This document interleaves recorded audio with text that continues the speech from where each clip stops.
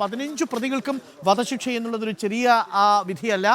മാത്രവുമല്ല, ഈ കുറ്റകൃത്യങ്ങളുടെ ക്രൂരത, ആ കുറ്റകൃത്യം നടത്താൻ തിരഞ്ഞെടുത്ത സ്ഥലം, അതിന് സാക്ഷികളായിരുന്ന കുഞ്ഞു മകളും അമ്മയും ഭാര്യയുമുള്ളവരുടെ മുന്നിലിട്ട് അതിക്രൂരമായ വിധത്തിൽ വെട്ടിപ്പരിക്കേൽപ്പിച്ച് കൊലപ്പെടുത്തുകയായിരുന്നു. ഈ 15 പ്രതികളിൽ 8 പ്രതികൾ നേരിട്ടും ബാക്കിയുള്ള പ്രതികൾ അവർക്ക് സഹായം എത്തിക്കുകയോ ഗൂഢാലോചന നടത്താനോ ഈ പ്രതികൾക്കൊപ്പം ഉണ്ടായിരുന്നവരാണ്. ഇവർക്ക് പരമാവധി ശിക്ഷ നൽകണമെന്ന പ്രോസിക്യൂഷന്റെ വാദം കോടതി അംഗീകരിച്ചിരിക്കുന്നു. ഇനി നമുക്ക് പ്രോസിക്യൂഷന്റെ പ്രതികരണത്തിലേക്ക് പോകണം, കുടുംബാംഗങ്ങളുടെ പ്രതികരണത്തിലേക്ക് പോകണം. അല്പസമയം മുമ്പാണ് രഞ്ജിത്ത് ശ്രീനിവാസന്റെ അമ്മ നമ്മളോട് പ്രതികരിച്ചത്.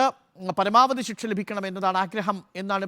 ലെവിൻ നമുക്കൊപ്പം ചേരുന്നു. ലെവിനായിരുന്നു കോടതിയിൽ ഉണ്ടായിരുന്നത്. ലെവിൻ, എന്തൊക്കെ കാരണങ്ങളാലാണ് ഈ പ്രതികൾക്ക് പരമാവധി ശിക്ഷയെ വധശിക്ഷ തന്നെ വിധിച്ചിരിക്കുന്നത്, അതും ഗൂഢാലോചനയിൽ പങ്കെടുത്തവർക്കടക്കം? ലെവിൻ, കേൾക്കാമെങ്കിൽ ഏതൊക്കെ വകുപ്പുകളാണ് ചുമത്തിയത്? എന്തു കാരണങ്ങളാലാണ് ഗൂഢാലോചനയിൽ പങ്കെടുത്തവർക്കടക്കം വധശിക്ഷ വിധിച്ചിരിക്കുന്നത് ഈ കേസിൽ? അരുൺ, വിധിയുടെ വിശദാംശങ്ങൾ അല്പസമയങ്ങൾക്കകം മാത്രമേ ലഭ്യമാവുകയുള്ളൂ. 10 മിനിറ്റിനകം തന്നെ വിധി പ്രസ്താവം പൂർത്തിയാക്കി. പ്രതികൾ യാതൊരു വിധത്തിലുള്ള ദയയും അർഹിക്കുന്നില്ല എന്നുള്ളതാണ് കോടതി കൽപ്പിച്ചിരിക്കുന്നത്. നിലവിൽ ലഭ്യമായ വിവരങ്ങൾ, നമ്മൾ കേട്ടതനുസരിച്ചുള്ള വിവരങ്ങൾ, 15 പ്രതികൾക്കും 1 മുതൽ 15 വരെയുള്ള പ്രതികൾക്കും വധശിക്ഷ ബാധകമാണ് എന്നുള്ളതാണ്. മറ്റു വകുപ്പുകളിൽ ഇരട്ട ജീവപര്യന്തം അടക്കം പ്രതികൾക്ക് ശിക്ഷ വിധിച്ചിട്ടുണ്ട്.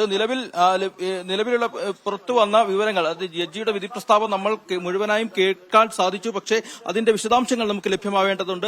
1 മുതൽ 9 വരെയുള്ള പ്രതികൾക്കാണ് ആദ്യം വധശിക്ഷ പ്രഖ്യാപിച്ചത്. പിന്നീട് അത് വിധിയുടെ വിശദാംശങ്ങളിൽ മറ്റു പ്രതികൾക്ക് കൂടി ശിക്ഷാവിധി ബാധകമാക്കുകയായിരുന്നു. നിലവിൽ പ്രോസിക്യൂഷൻ ആരോപിച്ച 10 കുറ്റങ്ങളും പ്രതികൾക്ക് മേൽ തെളിയിക്കപ്പെട്ടതായിരുന്നു. അതിനുശേഷമാണ് ഇന്ന് പ്രതികളുടെ ശിക്ഷാവിധി പ്രഖ്യാപിച്ചത്. 1 മുതൽ 9 വരെയുള്ള പ്രതികൾക്ക് IPC 148 വകുപ്പ് പ്രകാരം 3 വർഷം തടവും 1 ലക്ഷം പിഴയുമാണ് ആദ്യം ശിക്ഷ വിധിച്ചത്. പിന്നീട് 9 മുതൽ 11, 9, 11, 12 പ്രതികൾക്ക് IPC 447 വകുപ്പ് പ്രകാരം 3 വർഷം തടവ്, 1, 5, 9, 11, 12 പ്രതികൾക്ക് 427, 349 പ്രകാരം 3 വർഷം തടവ്, 1 മുതൽ 8 പ്രതികൾക്ക് 349 വകുപ്പ് പ്രകാരം 1 മാസം കഠിന തടവ്, 9, 11, 15 പ്രതികൾക്ക് IPC 201 തെളിവ് നശിപ്പിക്കൽ കുറ്റം ആരോപിച്ചുകൊണ്ട് 7 വർഷം തടവ്, കഠിന തടവ്, 1 മുതൽ 9 പ്രതികൾക്ക് ആംസ് ആക്ട് പ്രകാരം 7 വർഷം കഠിന തടവ് തുടങ്ങിയ വകുപ്പുകളിലാണ് മറ്റ് ശിക്ഷകൾ പ്രഖ്യാപിച്ചിട്ടുള്ളത്. 9 മുതൽ 8 വരെയുള്ള പ്രതികൾക്ക് വധശിക്ഷ IPC 302 കൊലപാതക കുറ്റത്തിന് വധശിക്ഷ പ്രഖ്യാപിക്കും. തുടർന്ന്